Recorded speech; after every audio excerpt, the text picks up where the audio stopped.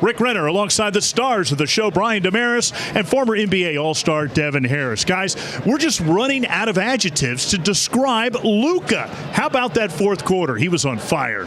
And guess what? This is not an April Fool's joke. Unbelievable way to start off the weekend working with these guys, right? We're just sitting around watching baseball. We're under the roof at 72 degrees. It doesn't get any better than this. And welcome to a glorious edition of Rangers Live presented by Frontier Communications. Ric Renner alongside the most powerful man in Texas media, Mike Bassick of 105.3 The Fan. He told me to say that. And we start with the Dolis Garcia. This guy just keeps on doing it now. 4 home runs in the last 6 games. No one will ever touch that Wilt Chamberlain kind of number #1 in touchdowns with 127 and counting. What a night it was. And here he is in the studios to talk shop, talking about the all-time touchdown king in the largest classification in the state of Texas, Braden Locke. So good to have you here. Congratulations. What does it mean to you to have guys like Kyler Murray, Garrett Gilbert, Baker Mayfield? They're all looking up at you as the #1 of all time. It's an incredible honor. It's time for Rick Around the Clock. Hey, break up Diamond Hill Jarvis. Remember football? They won their first game in 8 years after snapping a 77-game losing skid. Well, boys basketball snapped a 29-game district losing skid. Waxahachie coach Leslie Preby retires after 24 years at the school, 500 wins and a state title. I can't just let Kevin Durant go across the lane. I don't do anything. Let him stop where he wants, catch the ball where he wants to catch it, and now he faces up. And I'm just playing, hold on, double R. Day. I'm just playing token defense. I might as well not even be there. This guy's 7 feet tall. He's going to turn around and just score the basketball. I just slammed on Matt Bonner. What you need to do is 2 parts, all right? What is going on? That's against company policy, right? I mean, we do have Almost left me security. How do you get fans in here wanting autographs? I don't know. Past security. And by the way, Dan, I noticed you parked where the electric car is supposed to park. I think that was illegal parking by you. You know, if you're Bobby Big Wheel, the rules don't apply to you, Rick. Well, hopefully it's there when the show ends. Wow, that was a nice touch. I like that. We welcome you into Spurs Live. Ric Renner, Matt Bonner, the Red Rocket, and Mr. Danalytics, Dan Weiss. LaMarcus Aldridge is going to miss his 4th straight game. I am your replacement anchor for Dana Larson. Ric Renner signed to a 10-day contract, which is the longest contract I've ever had in my career. Great to be with you, my man. It's an interesting game because so much anticipation when you take on the defending NBA champion, and yet we have so much star power out tonight. Well, we have star power right here, you and me. I mean, listen, Followill had Dirk last game. He's got Devin tonight, but your dreams have come true. You got me. It's a Christmas miracle. Let's do this. It's a Christmas miracle and a Festivus for the rest of us. Well, COVID is definitely the big topic in the NBA. A fourth of the league has dealt with protocols, and the Mavs have their 7th player in 5 days that got knocked out. Let's take a look at who's in and who's out. Here's who's out. Ja'Cory McLaughlin added to the list that includes Luka, Trey Burke, Hardaway Jr., Kleba, Bullock, and Green.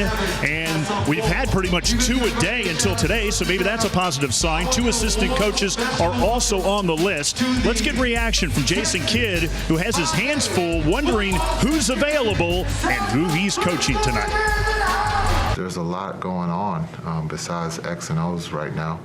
And then you have the holiday season when Santa's coming to town. So there's a lot going on. It's not easy being in this situation. It's almost like you're coaching street ball. You know, you're out there and you don't know who you're coaching. You've had no practices. I can't even imagine it from his perspective. And welcome into day 2 of Big 12 Football Media Day, starring the one and only Gary Reasons, College Football Hall of Famer, 2-time Super Bowl champion. I'm Ric Renner. Aaron Hardigan will join us shortly with all kinds of interviews with the coaches and the players. A lot of fun on day 1 yesterday. One of my favorite moments was when Gary Patterson was up there. He had so many lines, he pretty much shut down Twitter. I loved his line where he said, good news, bad news. Good news, I got 18 starters back. Bad news, we were 6-7 last year. Now, Brooklyn, when we think of Argyle, we think of a football school, but it's really a girls' basketball school. 6 titles compared to their 1. Do you give the football players a hard time about that? I mean, sometimes, but they're really supportive. Welcome into High School Spotlight on Valley Sports. I'm Ric Renner. It's a fantastic time of the year for high school sports. Baseball, softball, golf, tennis, track and field will all be crowning champions soon. But up first is soccer. The regional finals just wrapped up on the boys and girls side with the cream of the crop in Texas punching their ticket to state. Welcome into High School Spotlight. I'm Ric Renner. Thank you so much for watching. When you think of Aledo High School, you think about a decorated football team that's won a record 10 state championships. But no athlete has given more joy to that program than a basketball player. He's never had a bad day. He's never felt like a victim. He's had strength, courage, and perseverance while his family helps him dance through the pain. He renamed leukemia coolemia just because it sounds better and proved that you can when you have cancer.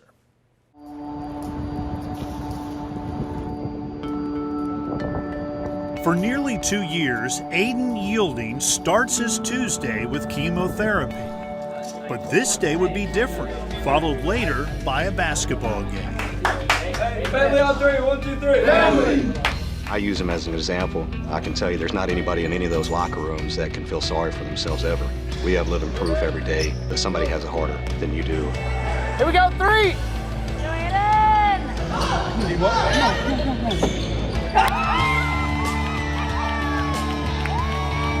My coach told me that anytime I got the ball to just shoot it, so I just did it, and then I made it, so yeah, it was just fun.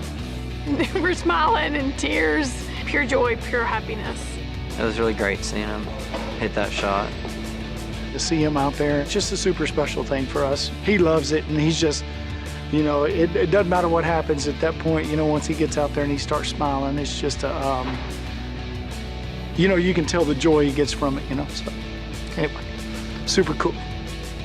I'm usually really good and really strong, and I got emotional. I mean, I teared up, you know, it was big. It was big to see him out there because he should be out there. At 14, Aiden was diagnosed with leukemia. Because of COVID-19 restrictions, only one parent was allowed in Cook's Children's Medical Center. Since Mom is a nurse there, it made sense she would be the one. But Dad found a way to be there.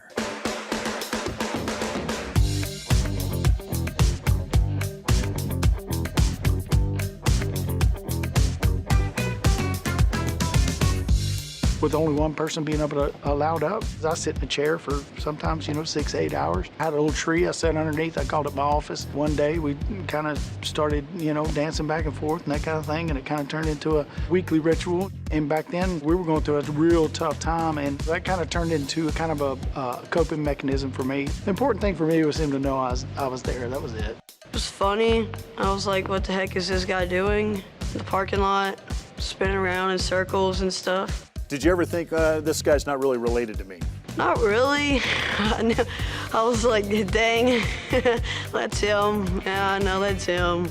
And yeah, I was just having a bad day, and it just kind of, in a weird way, made me happy.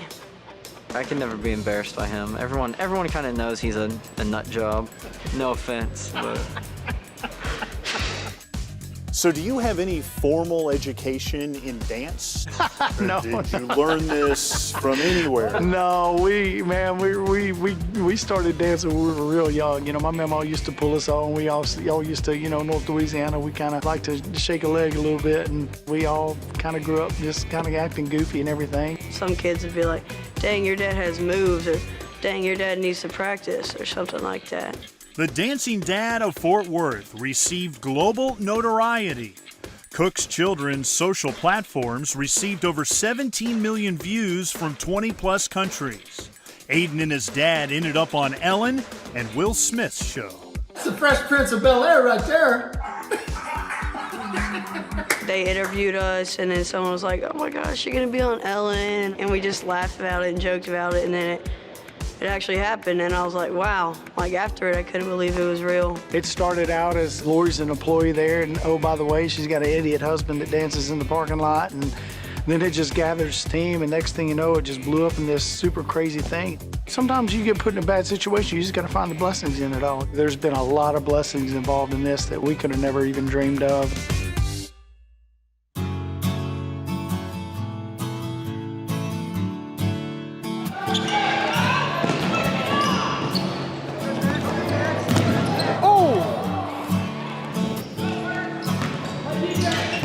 cancer didn't bring Aiden to his knees. It brought him to his feet. Good hustle, 3! And every day brings new healing with a community that is all in for Aiden. We just all look up to him. We all want to be just like him. It's just so typical of who Aiden is. For him to go through and experience what he's experienced and to come full circle to where he is now. I know personally if I could be as tough as Aiden, man, I'd be doing pretty good. So proud, so proud. His comeback has been so much greater than his setback. And he's had multiple setbacks. And his comeback is just beyond belief. You know, we're not the poor me type of family. The cards were dealt and we're gonna play them. And we've had some touch and go stories through this whole thing with side effects and different things that were really scary. But his attitude has never changed. He will make the best out of every situation no matter what. Whenever I'm around like teammates, I just forget about everything that's happening. So like, it's good to forget about it every once in a while. And then I just wanted to be normal, I guess, and hang out with my friends and get back out there and play basketball. December is the scheduled light at the end of the tunnel. We're dwindling away the treatments and working towards that, and we're ready. We're ready to get there. Your story has been such an inspiration around the world. What is your message to anybody that's going through this? I don't know really. I guess just keep smiling, try to make the best out of what you got, knowing that always that people got it worse than you, and stay positive. Make other people smile, because whether you realize it or not, if you make someone else laugh or smile, it really makes you feel good on the inside.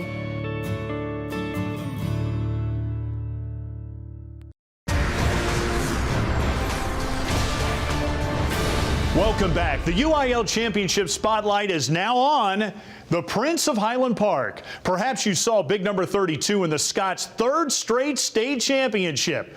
You can't miss him. Highland Park had a record 9 sacks. He had 4 of them in the game, along with being defensive MVP.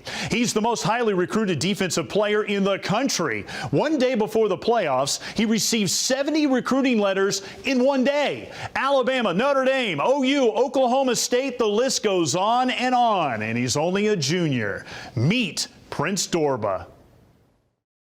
OU, Nebraska, Washington, Alabama, LSU, Texas. I'm gonna see how many shoe boxes I can stack up full by the end of my senior year. And right now I have 2 shoe boxes full of letters. And I'm on my 3rd one. I'm just like, wow, it's just crazy. Prince is the best edge pass rusher that we've had. He's got so much upside to him because he can put on another 15, 20 pounds and not lose any speed. And that's why many of the colleges are interested in him. They all love a big pass rusher.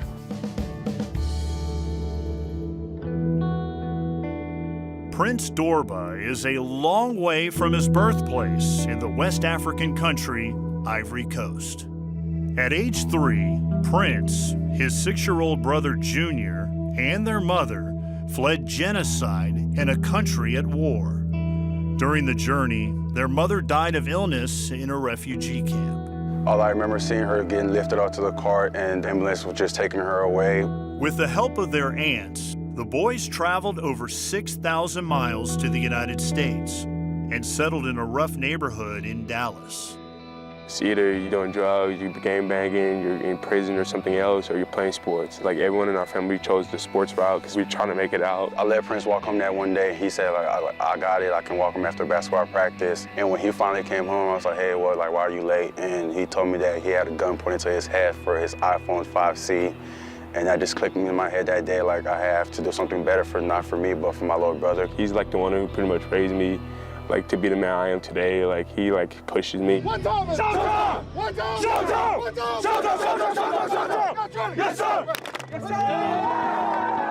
We knew family members of his through various means, and we invited him over for Thanksgiving dinner to play kickball. And it all went from there.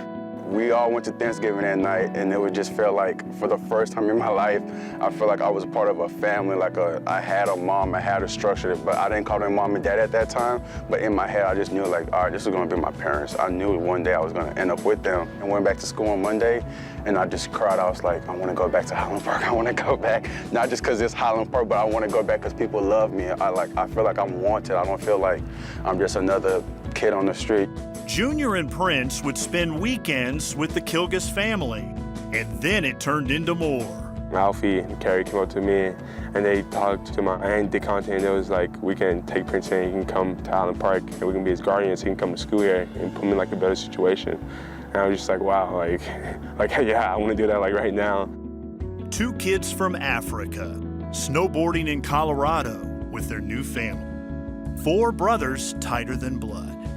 Them taking me in, it means a lot. It just like show how much they don't care, like what skin color you are, where you're from, like what's your background, all that. They love me as one of theirs. I haven't seen a difference. I won't see a difference. I don't see anything other than just him being my brother, both of them being my brothers. Prince is not my favorite brother, if y'all didn't know that.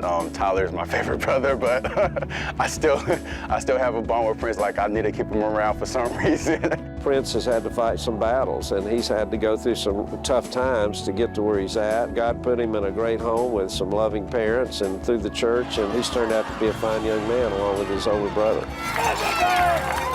They've enriched our lives in so many ways. I mean, we benefit way more from them than they do us, and I think maybe even our community as a whole. The Highland Park community wrapped their arms around the Kilgus family. This included Shai and Charlotte Jones Anderson. Shai put Prince on his prestigious top-ranked AAU basketball team. Prince, at a young age, was an influence on so many, even though he didn't know that. Every time we put him in the basketball game, there's a new energy on the court. Everybody's uplifted. And you know, you talk about water rising, rises all boats. That's Prince. Baby. Oh. How are you? Good, you? Did you hear us? Yes, ma'am. I want to be able to call them like, hey mom, like, or hey dad, because you know, they're obviously one of my parents, so like it was kind of hard for me to say that. Like now, it's just like, hey mom, like just hey dad, like it's effortless for me to say. Like every time I go to bed, I make sure I go in their room, tell them I love you, good night, see you tomorrow. Be careful who you invite over for Thanksgiving dinner. I don't think he planned on leaving that night. That was his trick. I picked the dog. My dog. This is my dog right here. It just happened. And it's a God thing. And that's the only way you could explain it. Love you, dog. It ain't over yet, baby. Prince is happy and loving and caring. He's never not smiling. Going to Highland Park, playing football, having offers, and like just having this opportunity I have. Like looking back right now, like where we came from, who would have thought that I would be here right now?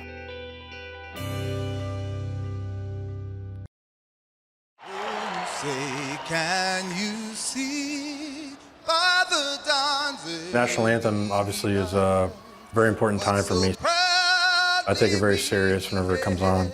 I had an American flag bat wrap on my bat. You know, when people see it, it makes them happy that you know we're out there trying to represent for them. Jonathan Lucroy's respect for men and women in uniform roots back to his college days at Louisiana Lafayette and the beginning of a lasting friendship. John Coker was my roommate in college. We had a lot of memories together. We used to go out and party all the time, and he always had a lot of girls around him. He was this goofy-looking cat, you know, but, you know, he had a funny little run to him. He was really good at getting people out of their shell, and I was one of those people. I never looked at him as a freshman. I took him in as a brother. Freshman Lucroy and senior Coker starred for the Raging Cajuns. A standout defender, Coker displayed the same attributes that would lead him to fight for our freedom overseas. I sort of played a game with myself that the field was full of landmines, and if the ball dropped, then kaboom, you know. I guess I did take it to heart, and I didn't want to let anyone down. He sacrifices a lot for others, which is pretty evident now, but, you know, I saw that before. So I decided to join the Army, and I don't regret it. I joined the infantry. Don't mind putting my life on the line, taking a bullet for a complete stranger. That's tough to do, you know, sign a piece of paper that says you'll give your life for someone else you don't even know. John Coker deployed to Afghanistan with the 45th Infantry. And on September 9th, 2011, his sniper unit was ambushed. We were compromised. We knew it. We started noticing that the people that were watching us was no longer watching us. It was sort of like the farmers all disappeared as if they knew that something was about to happen. So that feeling alone became very eerie.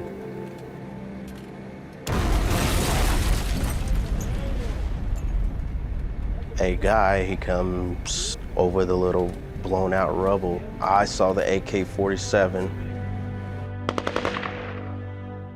and it was a quick spray, you know, to the left and then back to the right.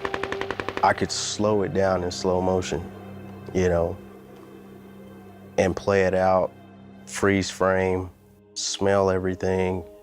I can still hear everything. Coker was shot in both legs. A bullet struck his femoral artery, and he lay in danger of bleeding to death. I'm just basically praying and making my peace with God. He got shot 3 times, and he died twice, and they brought him back twice. And I don't know if he told you that, but he did.